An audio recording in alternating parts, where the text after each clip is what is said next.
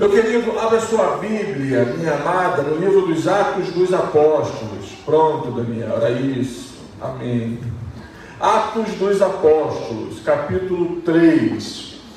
Nós refletimos nesse domingo, tanto pela manhã como à noite, nós estamos refletindo em duas narrativas oriundas dos Atos dos Apóstolos. Pela manhã, refletimos sobre Atos capítulo 2, versículos 42 a 47, e nessa noite eu quero ler com você o capítulo 3, os versículos que vão do 1 ao 10. Atos capítulo 3, versículos de 1 a 10.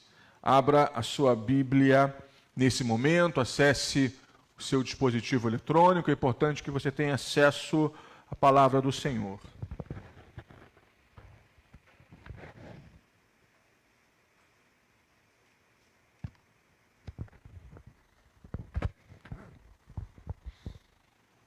Palavra de Deus ao meu coração e ao teu coração. Você achou? Amém?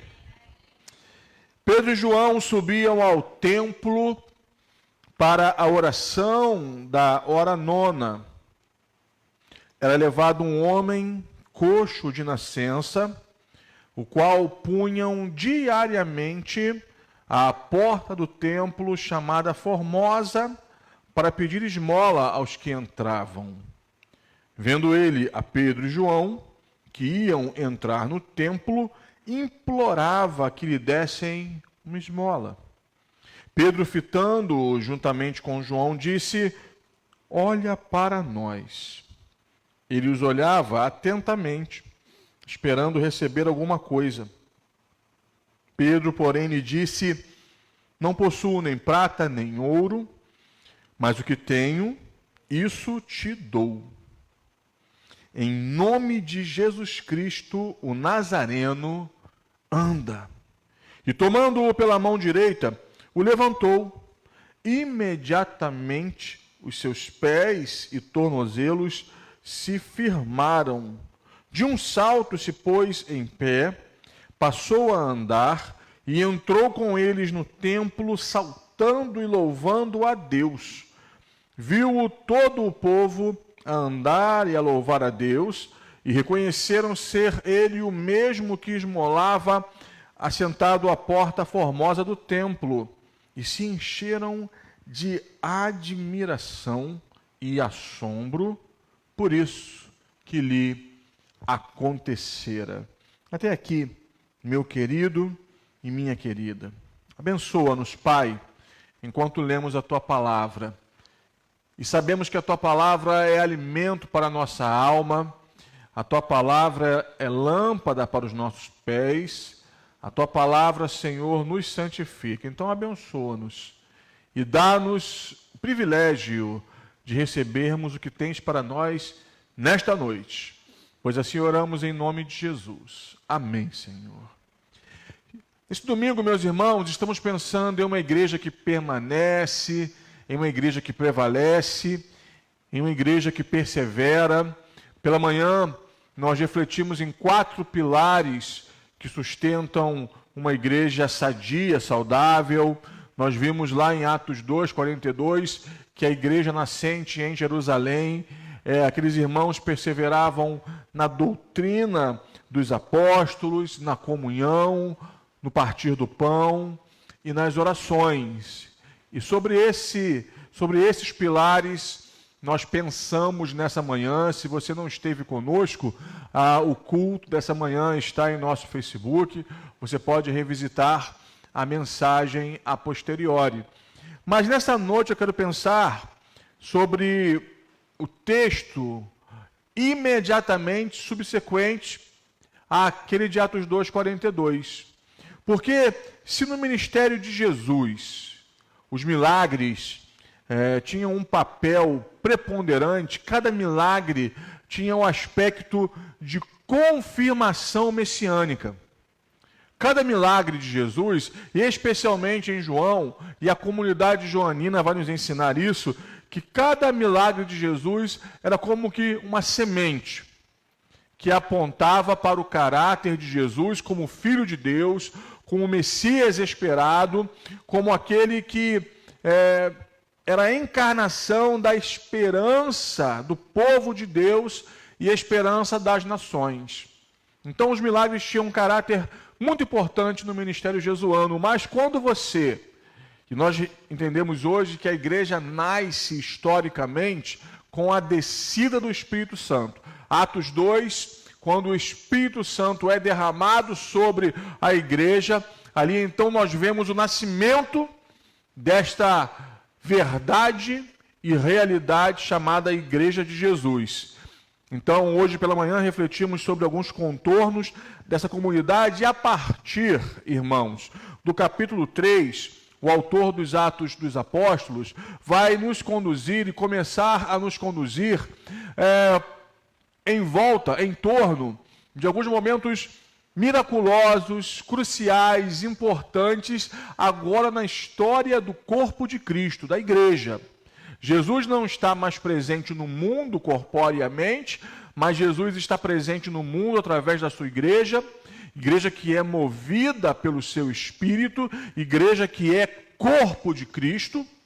E aí então, nesse momento histórico do nascimento e desenvolvimento da igreja, nós somos confrontados e impactados por muitos milagres.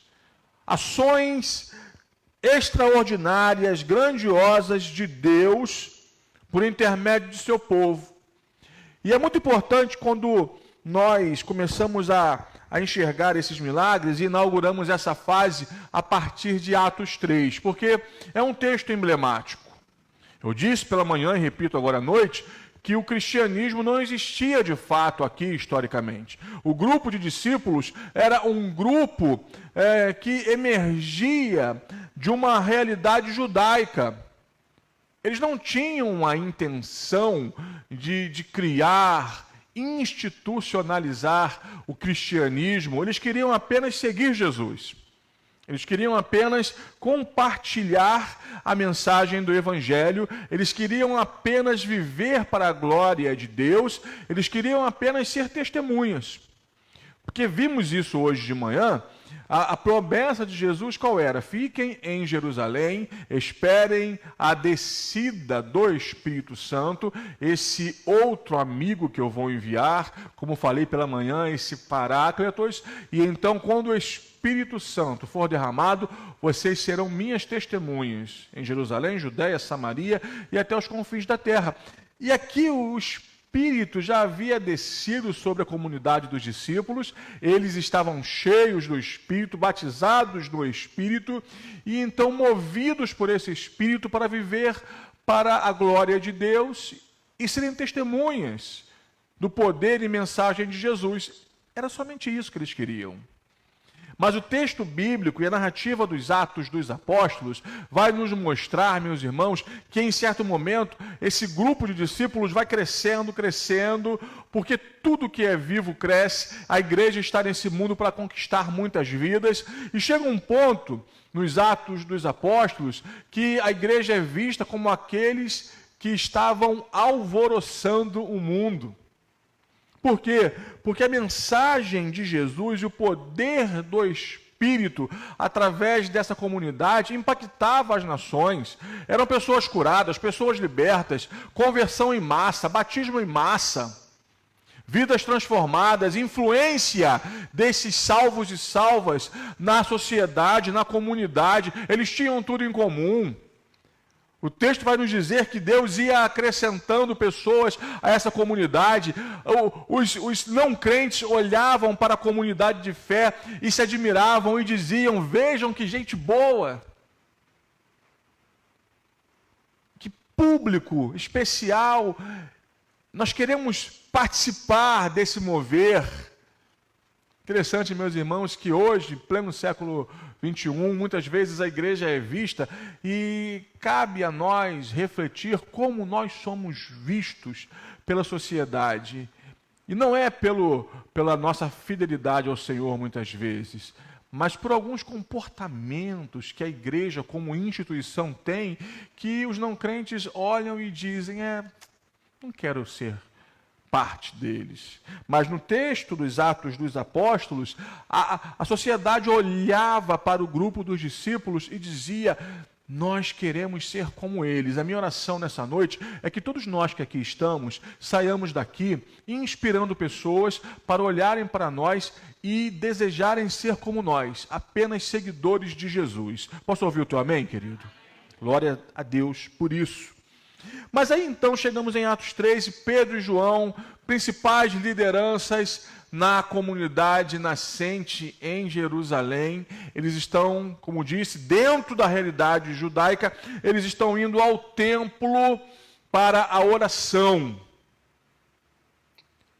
Há aqui um ponto muito importante.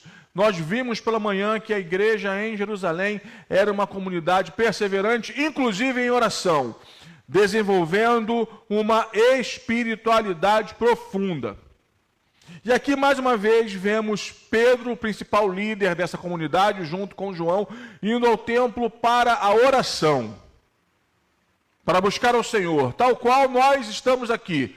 Aqui chegamos, nos dirigimos a esse lugar para buscarmos ao Senhor. Sabemos que podemos orar e buscar ao Senhor em qualquer lugar, mas entendemos a importância da comunidade. Entendemos a importância de congregarmos e estarmos juntos. Também, como Pedro e João, aqui chegamos para orar. E é interessante, meus irmãos, que quando nós dispomos nossas vidas para buscar ao Senhor, para nos colocarmos nas mãos do nosso Deus, Ele então nos usa. E eu quero então tecer alguns comentários com você sobre esse texto, e o primeiro deles é justamente esse. Deus nos chama e Deus nos trouxe aqui nesse tempo para que, como igreja, nossa vida, nossos dons e talentos estejam disponíveis para o Senhor. E como nós disponibilizamos nossos recursos ao Senhor? Através da oração, através da devoção pessoal, através da consagração pessoal. E meus amados e minhas amadas, assim como Pedro e João, que entendiam essa igreja de duas asas, como falei aqui pela manhã, que desenvolviam a sua fé, comunhão e espiritualidade no templo e de casa em casa, nós também nesta noite precisamos olhar para esse texto como um convite do Senhor para mim e para você, para que nós, queridos e queridas, fortaleçamos a nossa comunhão com Deus, a nossa devoção, o nosso ato e disposição de buscar ao Senhor, porque só assim, meus irmãos, nós seremos usados por Deus. E em meio à nossa geração, há um clamor por homens e mulheres que Deus possa usar. Pessoas disponíveis, pessoas prontas, pessoas que se coloquem nas mãos do Senhor, como preguei algumas semanas atrás, pessoas que ousem fazer a seguinte oração: Deus, gaste a minha vida, gaste os meus recursos, os meus melhores anos, gaste as minhas forças, gasta-me em tua obra. Quando olhamos, irmãos, para esse texto de Atos 3, pensando sobre uma igreja vitoriosa, uma igreja perseverante, uma igreja que cumpre sua missão e que glorifica o nome de Jesus, nós vemos de imediato um convite, uma convocação do Espírito Santo para que nós fortaleçamos a nossa devoção, a nossa vida de oração, a nossa comunhão com o Senhor. E isso é base, meus irmãos, para que então estejamos aptos para servir a Deus, enquanto servimos as pessoas que encontramos no caminho. Aí então fazemos e viramos uma chave para o segundo ponto dessa mensagem nessa noite. Porque eu trabalhei pela manhã e quero reforçar à noite que enquanto nós pensamos em servir ao Senhor, nós entendemos que servimos ao Senhor enquanto servimos as pessoas, enquanto servimos nossos irmãos e irmãs, enquanto servimos a comunidade na qual estamos inseridos, enquanto servimos a sociedade na qual estamos inseridos, enquanto servimos o mundo. Nós não estamos nesse mundo a passeio. E meu querido e minha querida, quando Pedro e João vão ao templo para orar, e percebam que eles não estão aqui presos, desenvolvendo uma espiritualidade subjetiva, contemplativa apenas. Eles são confrontados, eles encontram o quê? A necessidade diante de seus olhos.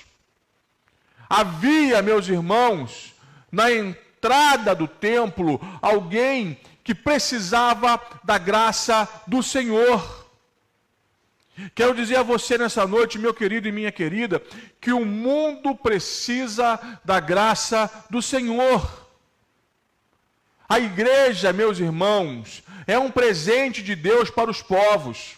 A igreja é um presente do Senhor para as nações. Você entende isso? Crê nisso? A sua vida é um presente de Deus para a sua família. A sua vida é um presente de Deus para aqueles que moram no mesmo bairro que você, no mesmo condomínio que você. Você é um presente de Deus para aqueles que trabalham contigo, estudam contigo, convivem contigo. Nós, irmãos, somos a Bíblia que as pessoas leem. E que tipo de mensagem as pessoas estão lendo e recebendo quando olham para nós? Quando olham para as nossas palavras, quando olham para o modo como nós nos tratamos e tratamos os outros que estão conosco, qual é a Bíblia que as pessoas estão lendo? Porque esse texto nos mostra, como disse inicialmente, que Pedro e João vão ao templo com a intenção de desenvolver sua espiritualidade. E entenda a espiritualidade como vida de comunhão com Deus, de consagração pessoal. Nesse ato, eles se colocam disponíveis nas mãos do Senhor. E Deus procura nessa noite aqui homens e mulheres disponíveis em suas mãos. Vimos também uma terceira realidade, que Pedro e João foram confrontados com a necessidade vigente no mundo. E meu querido e minha querida, basta olhar para o lado. Basta pedirmos a Deus um coração sensível. Basta pedirmos a Deus um olhar mais cauteloso, cuidadoso. As necessidades são dantescas. Nós, irmãos, vivemos um tempo em que, a partir das mais tenras idades, das novas gerações, vemos crianças sofrendo a partir de uma sociedade corrupta, corrompida, que perdeu o seu temor ao Senhor, o seu amor ao Senhor. As crianças nesse tempo, meus irmãos, elas têm sido alvo de violência. Em muitos momentos, violência no âmbito doméstico. Sabe, o inferno tem investido pesado para tragar o coração das crianças. E a igreja precisa despertar para essa necessidade. Quando pensamos nos jovens, adolescentes e jovens, como é importante que a igreja entenda a necessidade das novas gerações. E meus amados, hoje pela manhã falei sobre esse encontro geracional. A igreja é um lugar onde várias gerações se encontram. Onde eu e você, que não nascemos com a tecnologia nas mãos, irmão, eu sou do tempo, me lembro muito bem da internet de escada. Eu não sei se você lembra do barulhinho que fazia na internet de escada. Alguém aqui como eu se lembra da internet de escada? Me ajude, não deixe sozinho não. Ah, que bom. E que sofrimento, meus irmãos, aquela internet de escada. Hoje nós falamos em fibra ótica. Quando o sinal cai, ficamos desesperados. As novas gerações já nasceram com a internet como algo normal. Mas nós não, nós vimos o advento da internet. Há, meus irmãos, uma diferença geracional.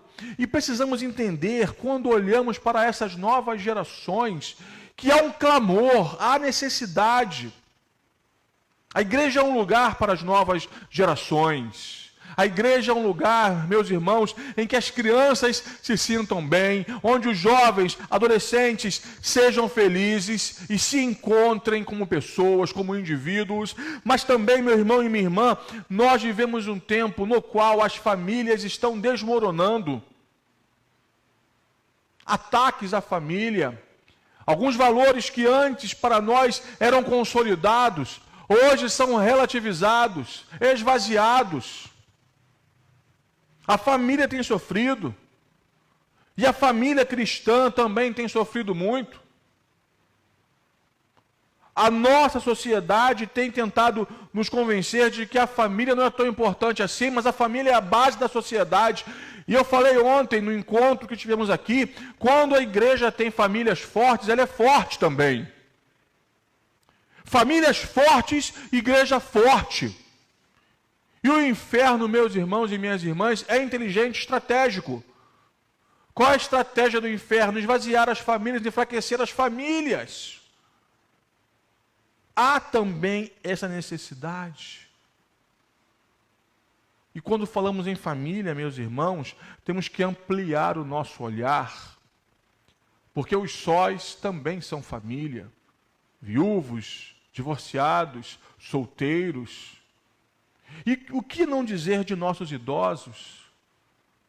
Uma preocupação que arde em meu coração é porque nós, ocidentais, temos a tendência de não olharmos com carinho e com devida atenção e honra aqueles que têm seus cabelos brancos, as cães que o salmista nos diz.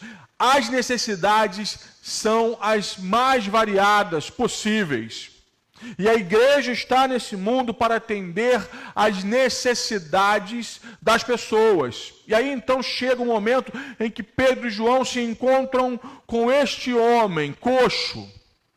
Este homem que vivia na miséria, coxo de nascença.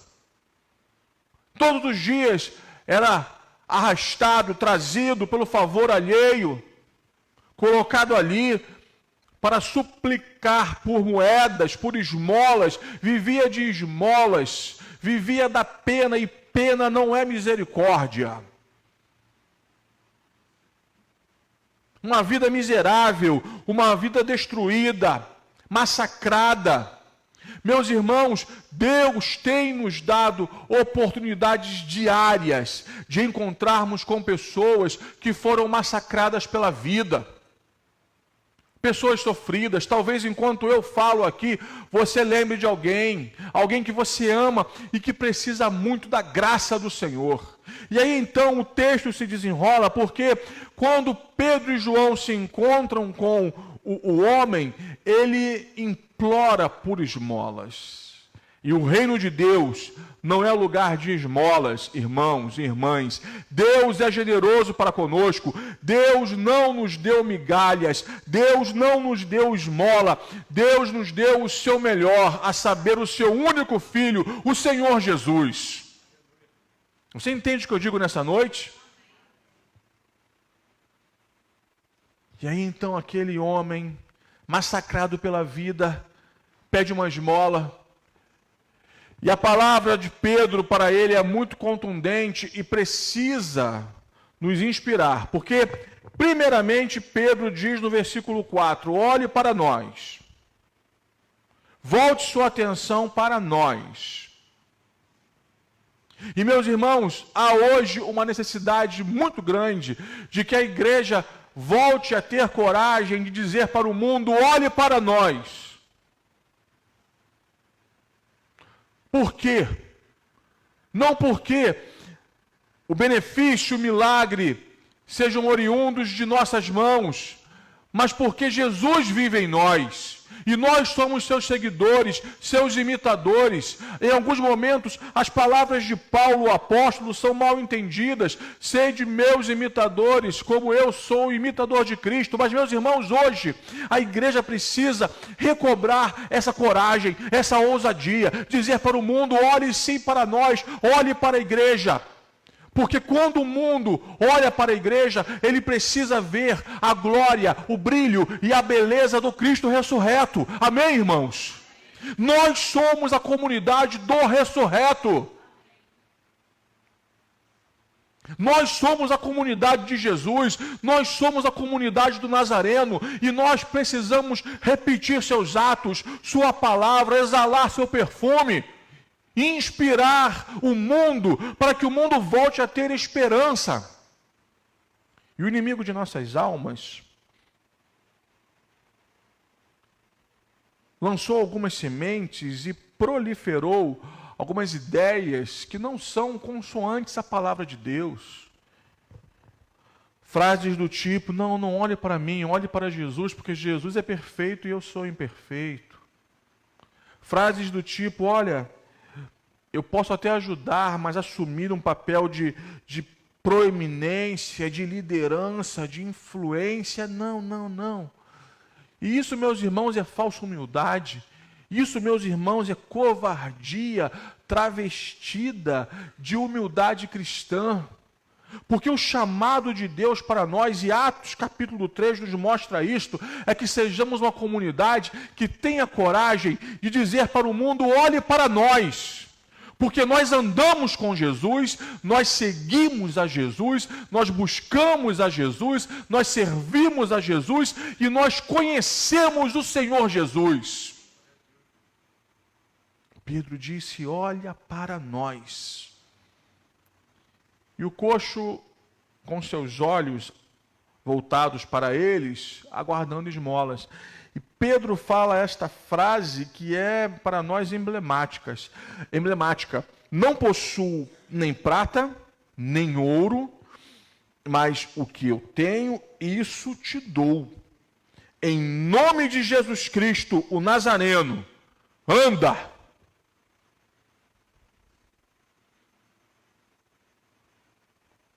Na Idade Média, irmãos, uma frase que surgiu nos corredores da igreja, em uma conversa entre um pai apostólico e um líder cristão, foi nesses termos: enquanto contavam as moedas e riquezas da igreja vigente na Idade Média, a frase foi: olha, já não podemos dizer não temos prata nem ouro, porque naquela ocasião, naquele momento da história, a igreja institucional possuía muita prata e muito ouro.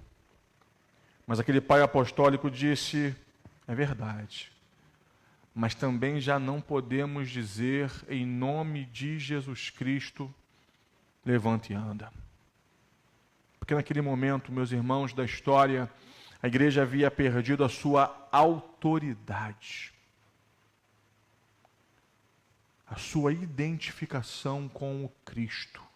E quando eu leio esse texto, meus irmãos, esse texto me ensina e te ensina que nós, como igreja do Senhor, comunitariamente e individualmente, precisamos recobrar a coragem para dizer ao mundo: olhe para nós.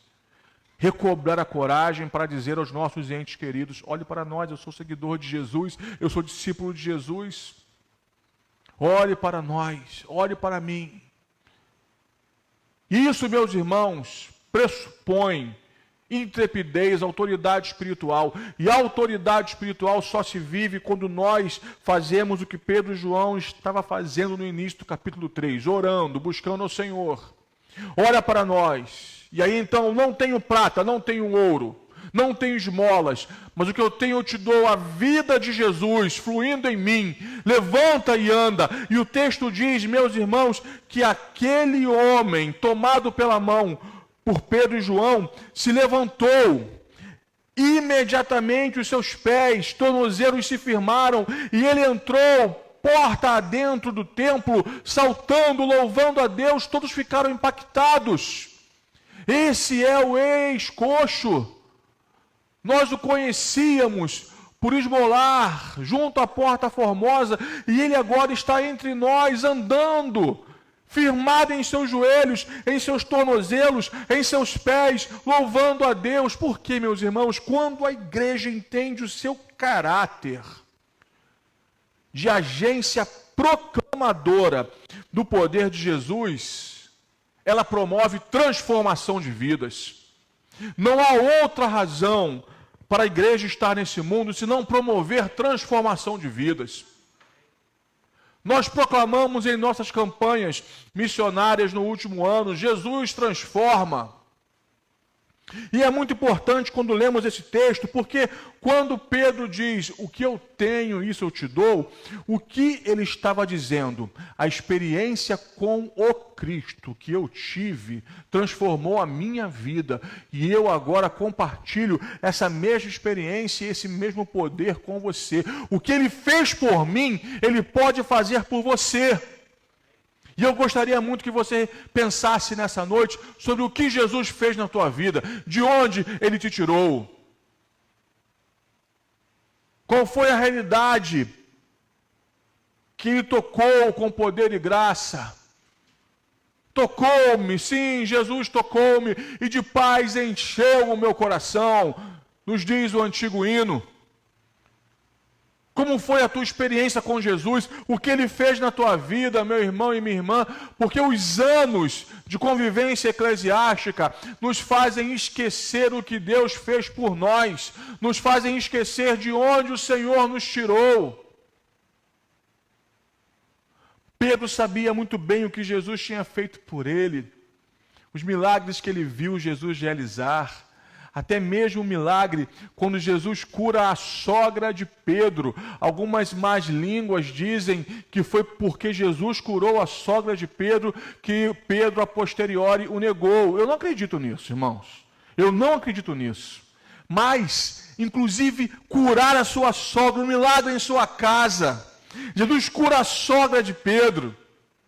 E Pedro, ao contrário do que muitos dizem, fica feliz. Jesus transforma a vida de Pedro e o faz pescador de homens. Pedro é testemunha de muitos milagres e então, anos depois, ele agora é instrumento, canal, para dizer àquele coxo, levanta. Meus irmãos, pode parecer loucura, mas a ação de Deus diante daqueles que não o conhecem é loucura. Pedro diz ao coxo, não vou te dar nenhuma esmola. Eu vou te devolver a vida. Eu vou te conduzir àquele que pode transformar a tua vida. Em nome de Jesus Cristo, o Nazareno. Levanta. Levanta e anda. Só Jesus transforma vidas. E talvez nesta noite aqui estejamos, meus irmãos, para nós como igreja, termos um reencontro com esse poder transformador de Jesus. Talvez nesta noite você esteja aqui nesse culto presencialmente ou virtualmente para ser lembrado pelo Espírito Santo o que Jesus, o Nazareno, fez na tua vida. O que Jesus, o Nazareno, fez na tua família. O que Jesus, o Nazareno, fez na tua história. Meus amados, precisamos ter essa experiência com o Cristo fortalecida, avivada, aquecida, para que então possamos proclamar, porque eu preciso que você volte para casa com algumas convicções. Nessa noite, Deus nos chama para a restauração de nossa devoção pessoal, para o fortalecimento de nossa vida de comunhão, de oração, de súplica, de intercessão, de clamor. Precisamos, meus irmãos e minhas irmãs, sermos de novo cheios do Espírito Santo, guiados pelo Espírito Santo, movidos pelo Espírito Santo. Em um segundo momento, meus amados e minhas amadas, precisamos atentar para as necessidades que estão diante de nós, e são múltiplas, são inúmeras. E a sua vida é a resposta de Deus para os povos. A igreja é a resposta de Deus para as nações. Deus não vai usar os anjos, Deus quer nos usar. Talvez amanhã, segunda-feira, terça, quarta, você irá encontrar com alguém que precisa do poder de Jesus. Você vai se lembrar dessa palavra nessa noite. E a pergunta que eu faço é, o que você fará? Quando você chegar em casa hoje e se reencontrar com alguém que você ama e que precisa do poder de Jesus. Quando no meio da semana você se encontrar com alguém que precisa da graça de Jesus. Eu quero que você saia daqui dessa noite convicto que você é a resposta de Deus para essa vida, para essa família, e que a sua vida esteja disponível nas mãos do Senhor. Que você saia daqui nessa noite com a sua coragem restaurada para dizer: olha para mim, eu sou a Bíblia que você pode ler. Olhe para mim, não porque eu tenho poder em mim mesmo ou em mim mesma, mas porque eu sigo e sirvo ao Senhor Jesus. Eu sou discípulo, eu sou imitador, e a minha vida glorifica o nome de Jesus. Olhe para mim, olhe para nós. Que você saia daqui dessa noite, meu irmão e minha irmã, com a sua autoridade espiritual restaurada, para poder dizer: não tenho prata, não tenho ouro, mas em nome de Jesus, o Nazareno, levanta e anda. Que a sua vida, que a minha vida, que a nossa igreja seja um canal, um instrumento para a transformação de muitas e muitas vidas. Porque, meu amado e minha amada, é por isso, é para isso que estamos neste mundo. Mas que você, nessa disposição de alma, nessa disposição do coração, que você seja hoje relembrado pelo Espírito Santo o que Deus fez na tua vida. Talvez, quem sabe, você tenha entrado neste culto com o seu coração um tanto quanto mofado, acostumado. A obra de Deus em tua vida é uma mera lembrança de um passado que se foi e não volta mais. O que Deus fez na tua vida, você não pode esquecer. Você não pode esquecer de onde Deus te tirou. E entenda o seguinte: Deus fez grandes coisas na tua vida e Deus tem obras maiores para fazer através da tua vida, meu irmão. A ação de Deus em nós não acabou. Eu não entendo quando alguns cristãos falam para mim: ah, pastor, já servi tanto a Deus, já fiz tanta coisa, mas agora, pastor, eu lembro de uma irmã que falou para mim: pastor, agora eu quero sombra e água fresca. Nós pedimos coisas perigosas. E nas palavras daquela própria irmã, porque eu não creio num Deus que castigue os equívocos das pessoas, mas aquela irmã disse: pastor, eu pedi a Deus sombra e água fresca, e meses depois eu fiquei doente, tive que ficar internada sob o cuidado dos médicos, e tive que parar de servir a Deus à força. Eu falei: minha irmã, não aveste teu coração. Deus não age assim, nessa lógica de retribuição. Nosso Deus é misericordioso, cheio de graça. Mas essa história serve, meus irmãos, para nós entendermos que estarmos vivos é um privilégio, é um presente, é uma dádiva. A nossa vida é tão breve, é um sopro. Sabe? É como a neblina da manhã. Eu me lembro dos tempos de quartel, dos tempos de caserna, tirando serviço em posto avançado, no meio de uma zona de lançamento, lá no glorioso Campo dos Afonsos. E eu tirava muitas vezes aquele horário chamado Tandera, de 4 às 6 da manhã, o pior quarto de hora, mas eu gostava desse quarto de hora porque eu sempre gostei, meus irmãos, de ver o nascer do dia. Sempre gostei. Eu me lembro que naqueles campos vastos, a neblina era forte, cobria aquela vegetação, aquela plantação. E de repente, lá pelas 4h40, 5 horas, densas trevas, escuridão, era difícil ver até as estrelas. E de repente, sim, que nós percebêssemos, o dia ia raiando, o sol ia brilhando, e de repente toda a escuridão passava pelo resplendor do sol da manhã, e eu via aquela neblina sobre a vegetação, aquela coisa linda.